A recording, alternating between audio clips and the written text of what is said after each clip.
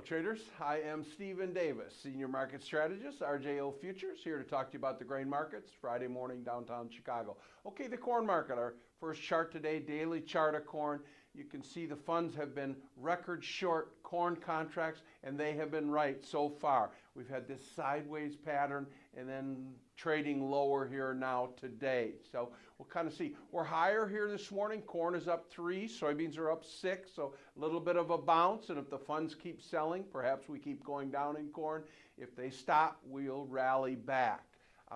So we'll see about that. Exports are pretty good for corn. They were disappointing this week, and it's just so important for Mexico, for example, to keep buying U.S. corn. A week and a half ago, Mexico did a daily announcement of corn purchases, one of the biggest in the history of our markets. We need this to continue. I think Mexico, $18 billion of agriculture they purchased from USA.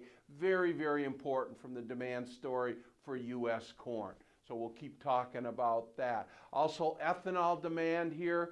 China building ethanol plants. Sooner or later, China's going to be buying U.S. corn. We'll keep talking about that. Okay, the soybean market. The fundamentals of the demand are a little different in soybeans. It's hard to fly like an eagle when you're in a flock of turkeys, okay? USDA announces maybe 100 million metric tons that China's going to buy U.S. soybeans. Well, the USDA says 97 million metric tons. So this number continues to be bigger, and China's going to continue to buy U.S. soybeans. It's a little bit dry in Argentina right now as we speak. That's what La Nina brings, is southern Brazil and Argentina gets dry. So we'll keep talking about that. It's a little bit early. Brazil and Mato Grosso in pretty good shape as far as the rains go. But this demand story on soybean continues. We don't have any USDA announcements today, export sales of soybean. We didn't have any yesterday. Exports this week posted yesterday, a little disappointing, but we'll see if we can't pick this up here. So we need this demand story in soybean to provide some leadership here. I think that's what's going to happen. Okay, we got a chart here on soybeans. You can see we're down for the week, but we're up here this week. Look for next week. Now, next Friday's the day after Thanksgiving. We got a half day. It's a Thanksgiving week. Seasonally, soybeans almost always trade higher the day after Thanksgiving. Look for strength in the soy market next week.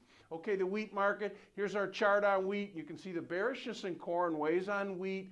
The wheat chart, not as bearish as corn here. It is raining in Australia quite a bit, a big wheat producer in the world. We'll see if we don't see some short covering going into next week. So wrapping this up, it's raining in Australia, it's dry in Argentina, and the Midwest cash bids are firming up on some of the seasonal tendencies that we're talking about. So look for soybeans to lead a rally back next week. Thank you.